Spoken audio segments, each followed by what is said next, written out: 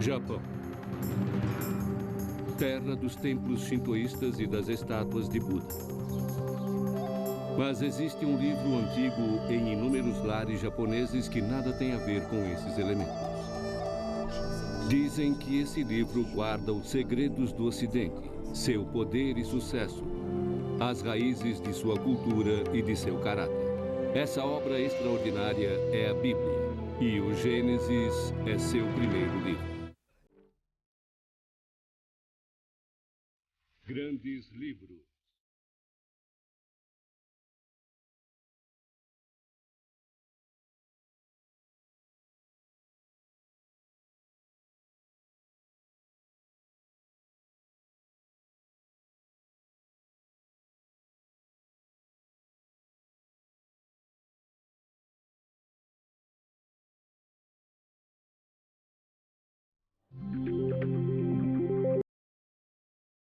Se comportam de maneira semelhante à dos genes, que determinam nossa altura, estrutura e cor de pele.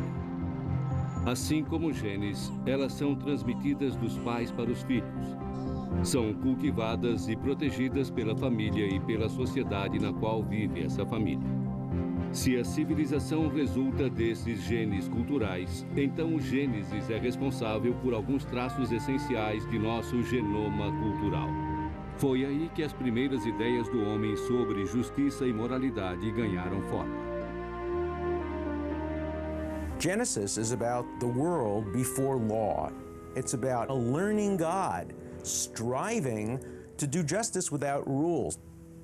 Look, God had no problem creating the physical universe. All he needed was 6 days. But he had a lot more difficulty getting it right when it comes to justice. And that's what Genesis is all about, getting it right. Muito mais que um simples livro, o Gênesis é o início de um processo criativo. A interpretação e a reinterpretação contínuas de suas histórias moldaram o povo judeu e o mundo ocidental. 3 grandes religiões, o judaísmo, o cristianismo e o islamismo, têm suas origens no Gênesis. Quase metade de toda a humanidade pode dizer que essas histórias são sua herança cultural. Este é um livro sobre o começo de tudo, da Terra e de todos os seus seres, da humanidade e da condição humana. As histórias vão acompanhando uma única família, que no final vai se tornar um povo, uma nação, uma grande civilização. The only thing that's not given there, curiously, is the origin of God, which the Bible does not see as a matter for speculation. God is above time, above nature, and the story really only begins with our story. É uma história contada 2 vezes, já que a Bíblia apresenta 2 versões da nossa criação. Na primeira versão, o homem e a mulher são criados juntos. Como os recém-nascidos, eles se parecem com o pai. The text says God created humankind in his image, and the image of God that he created, and then male and female he created them. So right from the beginning we know that the image of God is not confined to one sex or the other. Então, depois que Deus ordena ao primeiro casal que frutifique e se multiplique, começa a segunda versão. É essa a história que as pessoas em geral conhecem bem. What you have there in Genesis is this interweaving by an unknown editor of 2 earlier oral traditions. There are 2 creation stories in Genesis, no doubt about that, and the scholars say, well, there were 2 stories circulating, and the redactors of the Bible couldn't decide between them, so put them both in. As 2 versões sobre a criação do homem corresponderiam a um plano geral e a um close no cinema. He's not always sure exactly how to put these 2 things together. So sometimes he leaves 2 stories which seem to be the same story, but with different details, because he would rather pass on to you the same story twice than to leave something out. Na segunda história da criação, Deus vê que o homem precisa de um ajudante no jardim do Éden e leva para Adão todos os animais. Nenhum deles serve. Só então Deus pensa em fazer a mulher. Ele cria Eva a partir das costelas de Adão enquanto ele dorme.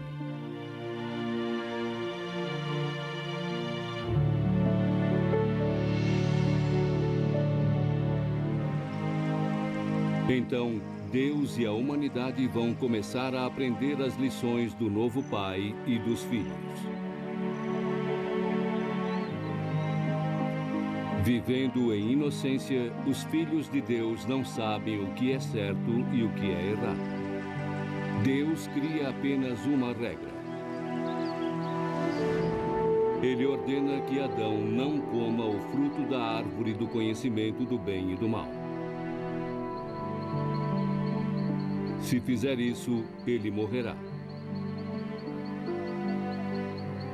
Uma serpente diz a Eva que eles não vão morrer. Então ela come e oferece a Adão, que também come. Beginning in the Garden of Eden as a kind of parent-child relationship, the first lesson has to do with how one responds to a demand, a command by a parental authority. Adão e Eva são expulsos do jardim do Éden. Sua desobediência causa inúmeros males. A dor do parto, a submissão da mulher, uma vida de trabalho que termina com a morte. O castigo parece exagerado para o crime. Mas muitos acham que não se trata de um castigo, e sim de uma consequência inevitável do conhecimento. It's the end of the sublime ignorance and the beginning of even more sublime knowledge. And Adam and Eve did the right thing by eating of the tree of knowledge. They chose knowledge over immortality. They chose the examined life in the terms of the later philosopher. The biblical story, as it reads, seems to imply that this is a necessary stage somehow. These people enter our world. If they had stayed in the garden, we wouldn't be who we are. Nessa perspectiva, a história é uma boa metáfora para o amadurecimento. Conseguimos ter a percepção de como a vida funciona e vamos abrindo mão da proteção de nossos pais. Mas no século IV depois de Cristo, uma interpretação bem diferente teria um efeito duradouro. Foi nessa época que o teólogo cristão Agostinho criou uma nova visão para a desobediência de Adão e Eva. Ele a chamou de pecado original. It is a sin so egregious that it leads not only to being thrown out of the garden, thrown out of paradise, but to hell, to damnation. And it cannot be expunged at any time in any generation by individual acts. To be saved from damnation, to be saved from hell, we can only turn to some other source, and that source is Jesus. Além disso, segundo Agostinho, o desejo sexual passou a ser pecado. A culpa de toda essa desgraça recai sobre Eva, a tentadora. E mostra a inferioridade moral de todas as mulheres. Essa visão funcionaria como justificativa para centenas de anos de opressão contra as filhas de Eva. As mulheres deveriam ser controladas para não tentar os homens. Segundo Agostinho, todos os homens nascem maus. E alguns que não concordaram foram levados à prisão como hereges. Depois, a acusação de heresia passou a significar a morte. E o destino era a fogueira para aqueles que ousassem interpretar a Bíblia à sua própria maneira. Religions have been very ambivalent toward the invitation the Bible gives us to argue. There's no right answer to any moral problem in the Bible. The Bible gives you ammunition to debate these issues. That's why it is the greatest interactive moral teaching tool ever devised. Acreditando ou não na Bíblia, ninguém pode negar que o Gênesis deixou sua marca na civilização. E por que não? Sexo, morte, homens e mulheres. O livro fala de quase todos os temas. E é apenas o começo. Depois, o Gênesis aborda um outro tema de interesse: a rivalidade entre irmãos e o ódio que leva a matar. Ao longo dos séculos, o Gênesis da Bíblia permaneceu. Talvez por ser um espelho de nós mesmos. Tudo o que quisermos encontrar estará lá. Quando Adão e Eva são expulsos, alguns veem a dor eterna, outros veem uma oportunidade. Então, Adão e Eva têm 2 filhos, Caim, que é lavrador, e Abel, que é pastor. Cada um deles leva um presente para Deus. O que acontece depois é contado sem muitos detalhes e abre muitas possibilidades de interpretação. God had regard for Abel and his gift. For Cain and his gift he had no regard.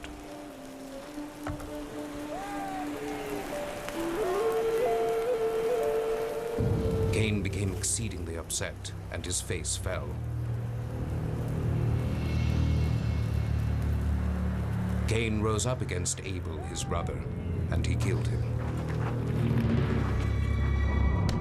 What really happens in Cain's mind at that moment? Remember that we were talking about human beings number 3 and number 4. No one of the first 4 human beings has yet died. Cain has no way of knowing that Abel will never get up again. There's no precedent for that. I've often thought that he might have imagined it like the sun. The sun falls down every night, but it gets up the next morning. And the Lord said unto Cain, Where is Abel thy brother? And he said, I know not. Am I my brother's keeper? É a evasiva mais clássica. Gee, how can you blame me? I didn't know. But Cain, after all, did know. He lived in a world of animals. He saw what happened when animals die. You can't get off the hook so easily for Cain. Cain kills his brother. He may have only intended to wound him, but he certainly intended to do him harm. É assassinato ou apenas má conduta? Há muitas questões que o Gênesis simplesmente não responde. Caim é expulso. Em comparação com o castigo de Adão e Eva por terem comido uma fruta, sua punição parece ter sido leve. He gets rewarded, essentially. Sure, he's made a wanderer, and the mark of Cain is put on his head, but that's a protective mark. He's actually essentially put in the witness protection program. He whines to God about his punishment, and God says, all right, nobody should hurt my man Cain, 7-fold shall be his punishment, and then he becomes the first real estate developer. Caim vai para o leste do Éden. Lá constrói uma cidade e se casa. Isn't it ironic that the first builder of cities, maybe the builder of civilization, is a murderer? And that's, of course, a metaphor for life, because the great builders of civilization have been murderers, they've been killers, they've been generals, they've been rampaging warriors. Again, it's not a story that says this is right or this is just, it's a story that says this is the real world and it's your job to improve it. Os descendentes de Caim seguem o mau caminho. As cidades se tornam focos de perversão sexual e violência.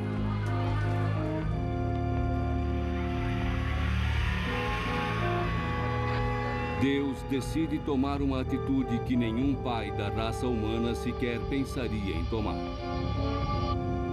Deus decide matar seus filhos. A história da Arca de Noé é a preferida das crianças. Deus ordena que Noé faça uma arca que contenha todos os animais aos pares. E faz chover por 40 dias. É um brinquedo infantil muito comum. Um barco, uma coleção de animais. Noé é o heróico salvador de cangurus, elefantes e patos. Mas durante séculos, os estudiosos questionaram essa história de uma forma que não aparece nos livros infantis. They say, what did Noah do? Noah just built an ark, saved his family. Noah should have turned to God and said, how dare you, God, destroy all these innocent people, babies, children, animals, because you're peeved at what a few people or even many people have done. Separate the innocent from the guilty. You long for him to say to God, why are you doing this? Why are you wiping out all the animals and all the other human beings? And it's hard to see what's so special about Noah. As soon as he gets out of the flood, he gets drunk, exposes himself to his children, and curses his son, Canaan. And we are all descended from this dysfunctional human being. O mundo todo foi inundado, mas nas histórias infantis ninguém vê os afogados.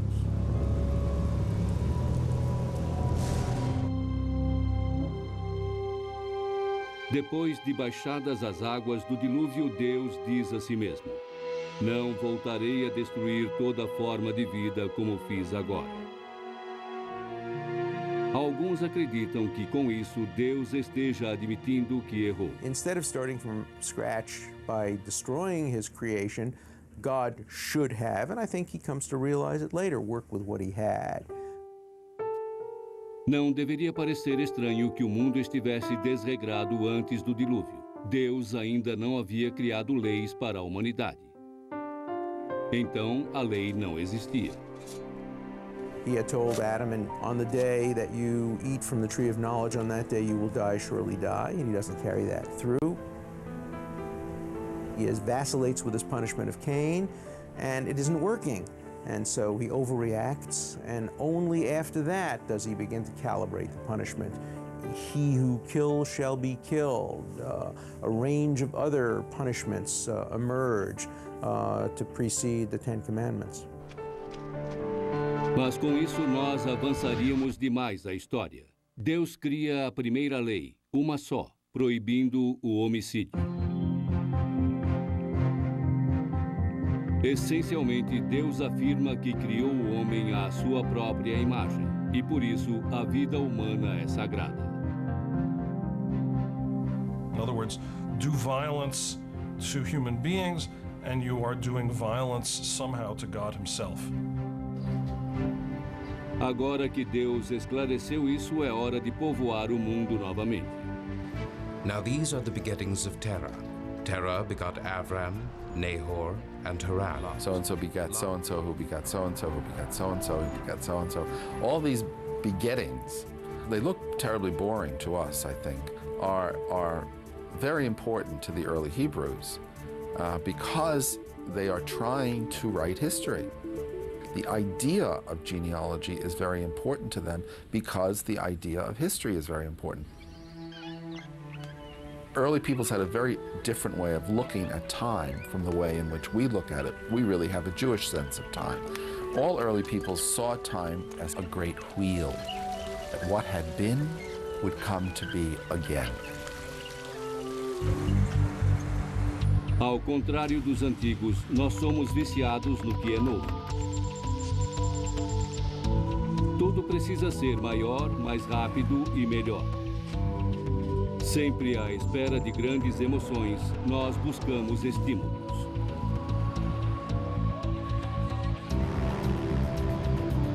Mas o efeito colateral dessa grande ambição é o progresso.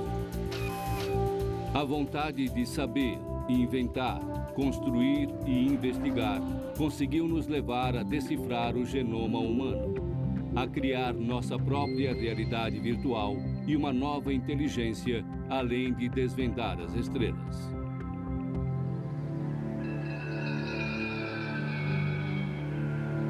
Há quem acredite que essa consciência moderna teve início com um homem chamado Abraão. Já se passaram 300 anos após o dilúvio, segundo o Gênesis. Um dia, Deus fala com Abraão, que vivia em Ur, na antiga terra da Suméria, e pede que ele arrume suas coisas e vá para o oeste, até um lugar que Deus vai lhe mostrar.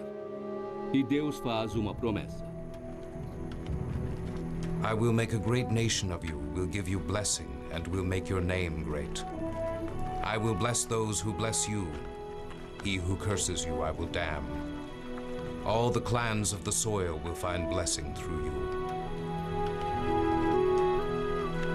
Abraão está a caminho do oeste, com todos os seus pertences, com sua família e seus escravos. Sua decisão de trocar os confortos da civilização pelo mundo selvagem deve ter parecido uma loucura para os sumérios. What you have with Abraham is you have the first person who is told to go out into the unknown and to look forward to surprise. He is the first person ever given a personal destiny, individual destiny. So out of this story of Abraham, you get our idea of time, that the future is actually going to be different from the past. It's going to be something we don't know what. Em 1991, quando os soldados da Operação Tempestade no deserto atravessaram o Iraque para atacar o exército de Saddam Hussein, o campo de batalha era o berço de sua própria civilização. Foi aqui nestas terras, segundo Gênesis, que caminhou um sumério chamado Abraão. Ele deixou sua casa e iniciou uma jornada extraordinária, seguindo seu Deus. Uma jornada repleta de testes para avaliar os padrões morais do futuro patriarca. Perto de onde vivia Abraão existem duas cidades, Sodoma e Gomorra. São cidades de pecado e Deus pretende destruí-las.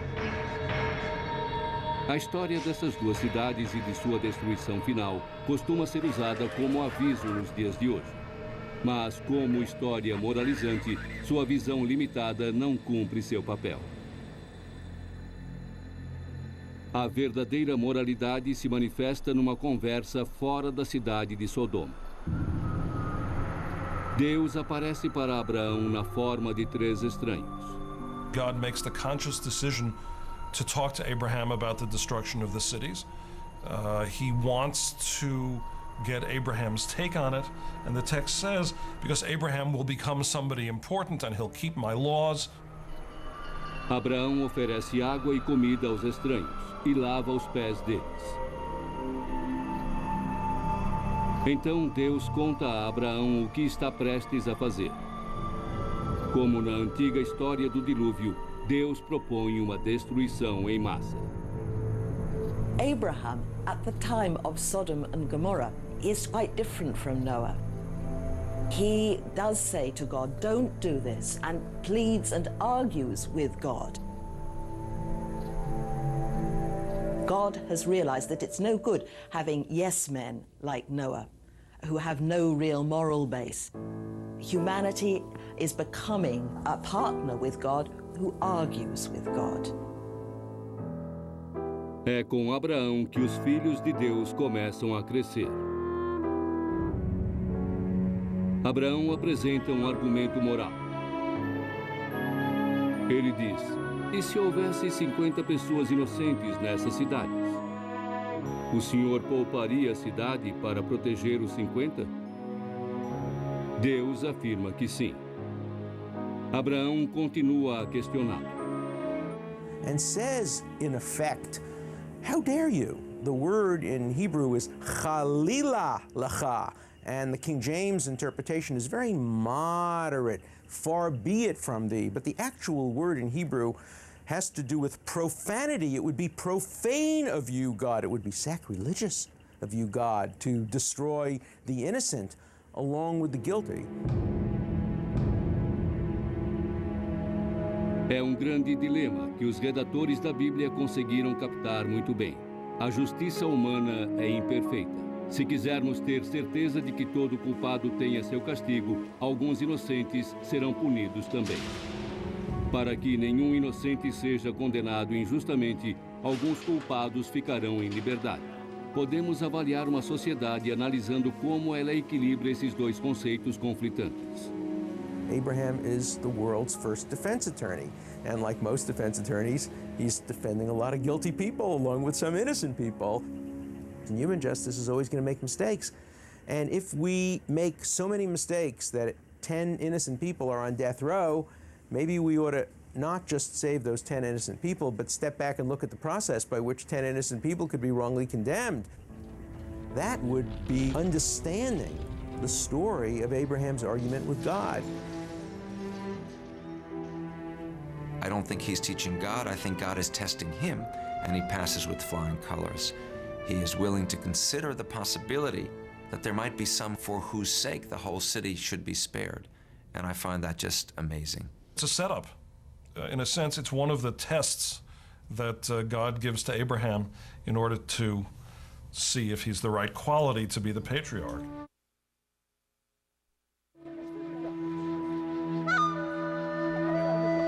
Abraão é um homem rico, com muitos servos e animais.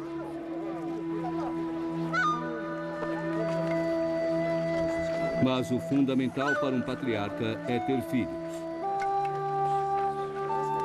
Abraão tem 99 anos de idade e a esposa Sara tem 60 anos e ainda não teve filhos.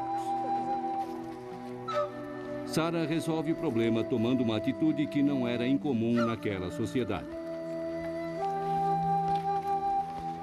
Ela oferece sua própria serva, Agar, ao marido para ser sua concubina. One of the great themes of Genesis is continuity. Will the line continue? Abraham has been promised numerous descendants, and yet his wife is barren. So you have this little problem between promise and fulfillment. Agar gera um filho, o herdeiro de Abraão. Seu nome é Ismael. Mas logo depois, um milagre acontece. Sara também espera um filho, apesar da idade avançada. Seu nome é Isaac. Agora, Ismael é um obstáculo entre Isaac e a herança. Sem dúvida, essas pessoas agem e erram como qualquer ser humano, e são movidas pela inveja e pela ambição. Sara logo convencerá Abraão a enviar Agar e o filho Ismael para morrer no deserto. It's a wonderful, realistic picture of human beings as they really are.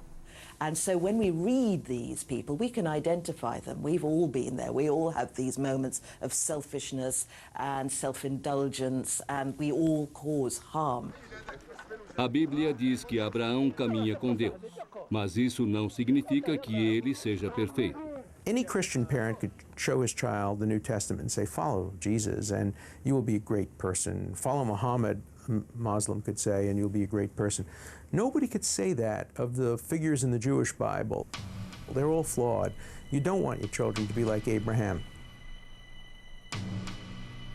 Abraão manda Agar e Ismael para longe, para o deserto.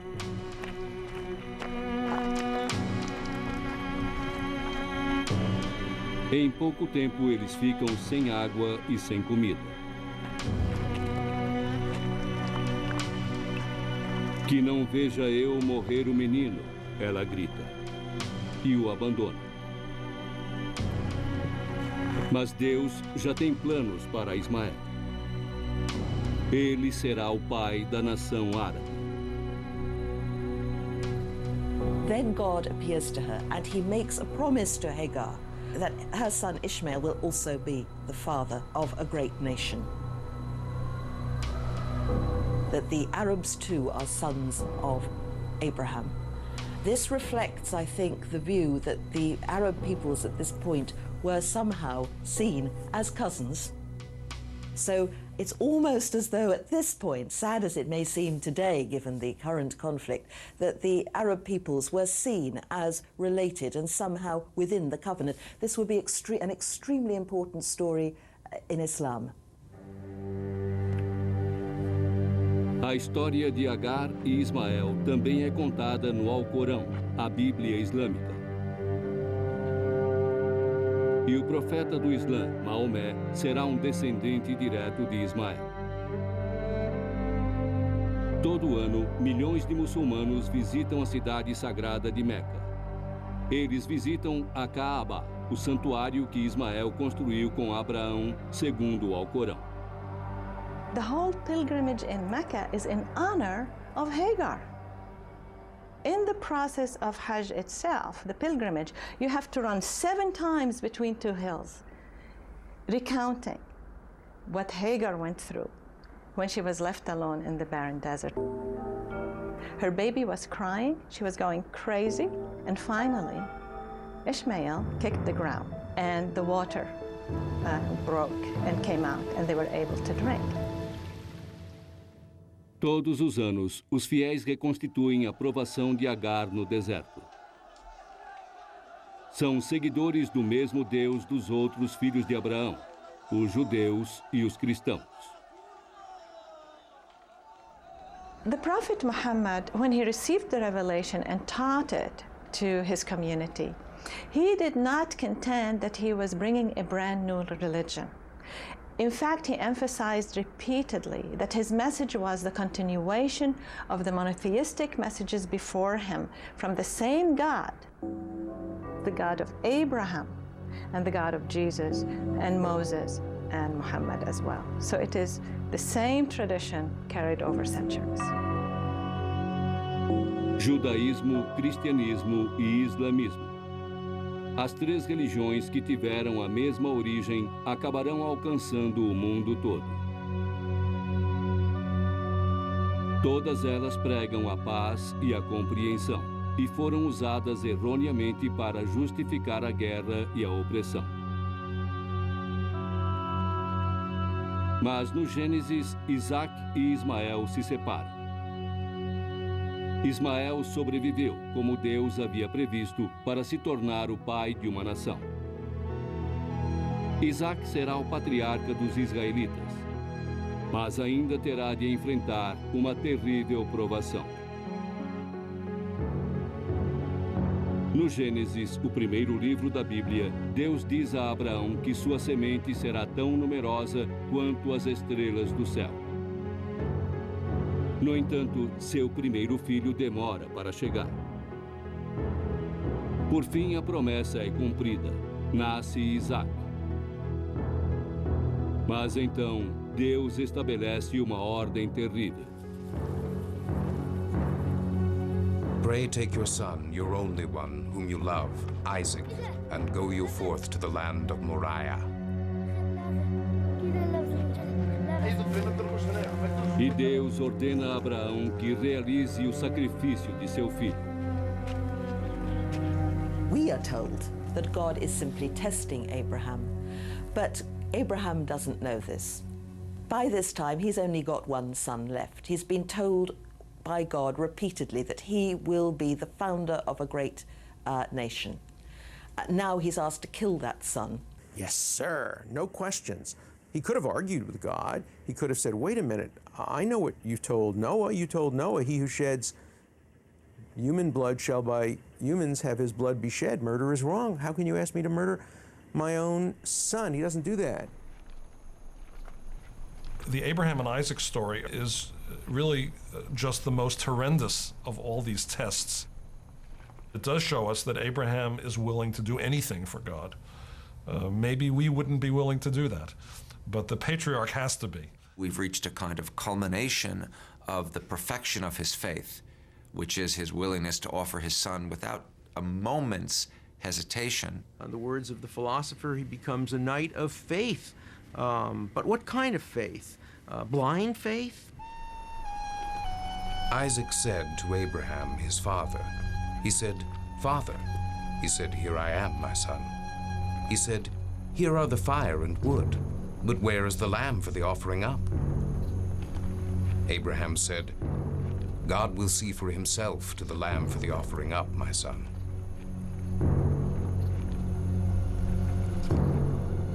Thus the two of them went together.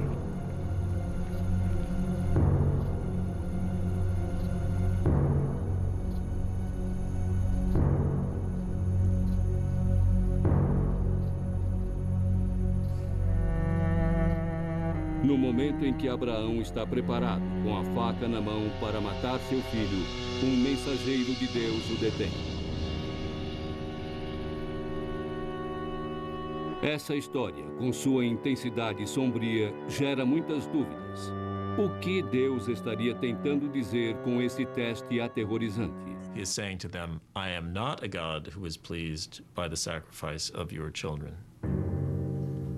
The most plausible view is that at some earlier point, it was an accepted practice, and then Israel turned against it while its neighbors continued it.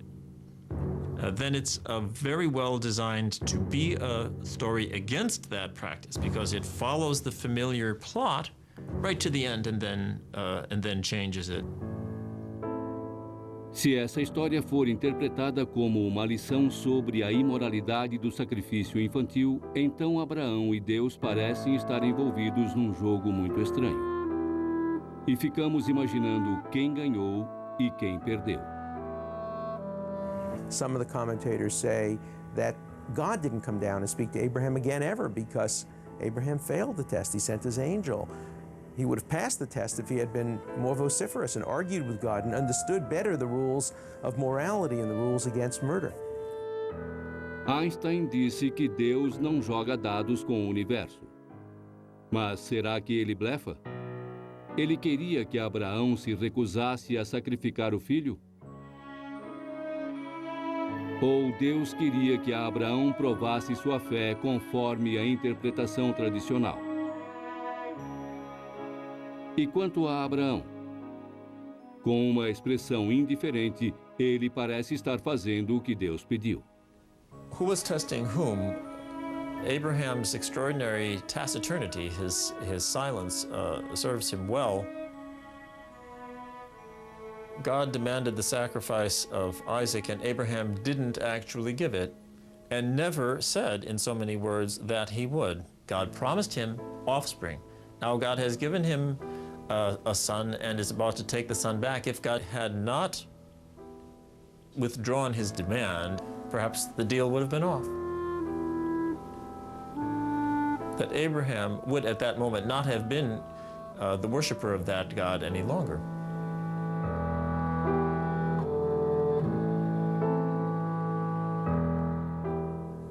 I have to say that the person that I'm thinking about most is Isaac. The biblical passage speculates what Abraham said to Isaac as they were going up the mountain.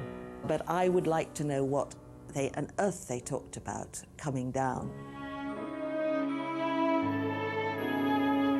Isaac has seen his father coming at him with a knife, and thereafter, Isaac scarcely speaks.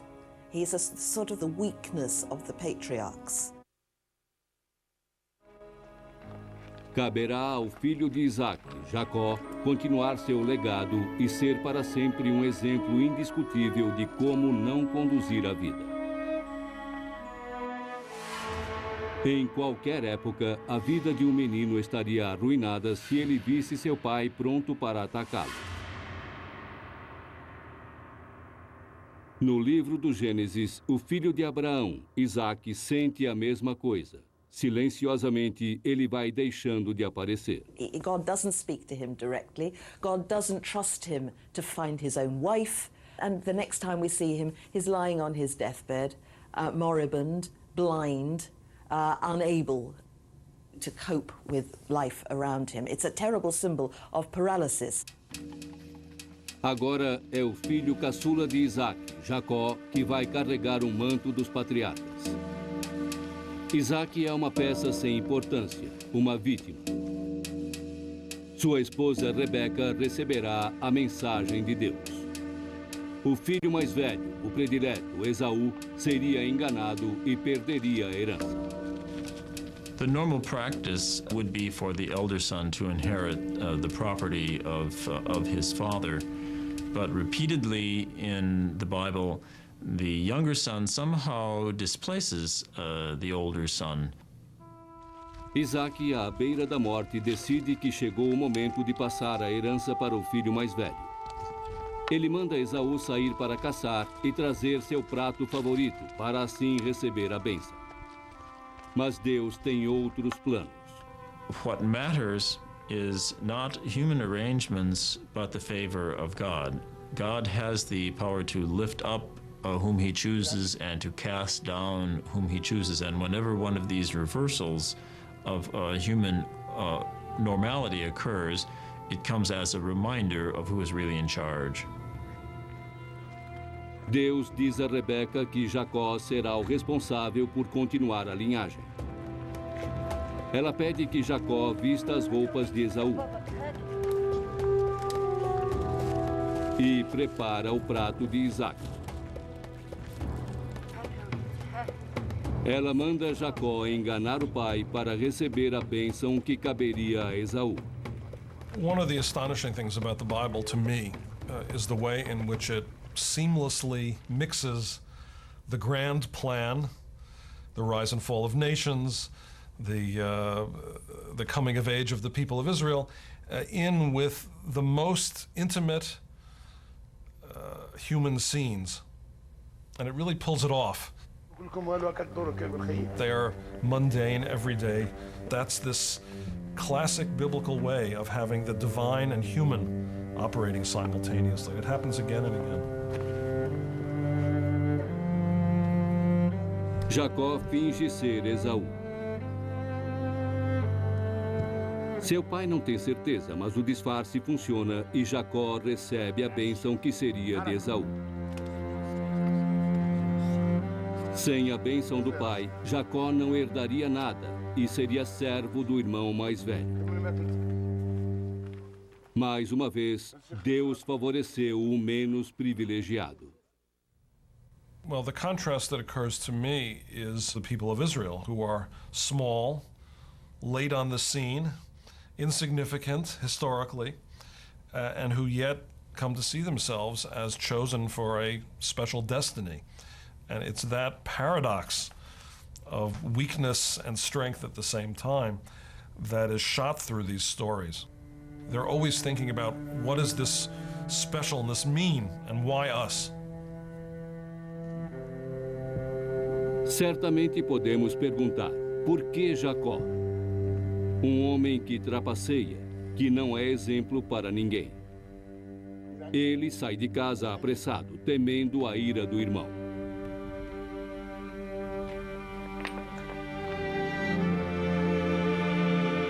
Alguns anos depois ele volta, muito rico e sem saber como será recebido pelo irmão.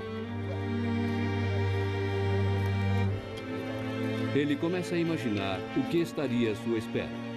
Numa curva de rio, Deus e o homem vão se encontrar frente a frente pela última vez. Night falls, he's all alone at this gorge. And the text says that a man shows up and wrestles with him. That's all it says. É um momento repleto de mistério e de metáforas. O homem lutando com seu Deus, ou seria apenas sua consciência? Pelo menos Jacó acredita que seja Deus, porque ao amanhecer, terminada a luta, ele diz: estive frente a frente com Deus e minha vida foi salva. A cena marca a última vez no Gênesis em que Deus aparece diretamente para seus filhos, como fez no Jardim do Éden, caminhando com Adão em pleno dia.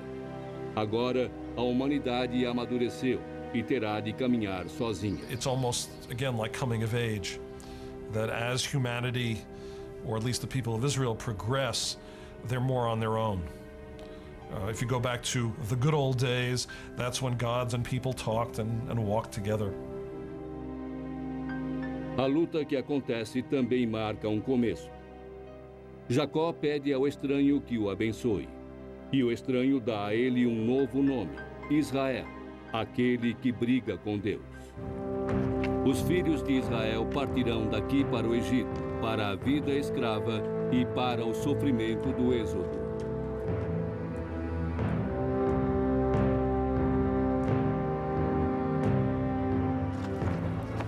Esaú e Jacó voltam a se encontrar. As transgressões são perdoadas. Essas histórias dos patriarcas, histórias de traição, de fé e de brutalidade, vão afetar as pessoas por milhares de anos, moldando nossos valores e nossas vidas de maneiras que nem imaginamos. Our consciousness, our laws, our morality, the very fact that it's unthinkable for us to have a civilization and a society without laws is a heritage of the Bible. Dizem que as coisas mais básicas, como nossa noção de tempo, de história e nosso interesse pelo progresso, são uma herança cultural do livro do Gênesis. Somehow, we have found meaning and built significance from these difficult, problematic, paradoxical and contradictory texts. What's a Bible story for other than to stimulate debate? So there are no answers. Conforme formos procurando respostas nessas histórias profundas, o Gênesis continuará se apresentando sob novas formas, ajudando-nos a sair de uma longa infância mergulhada na incerteza e a aperfeiçoar a evolução moral da humanidade. Versão brasileira Clone.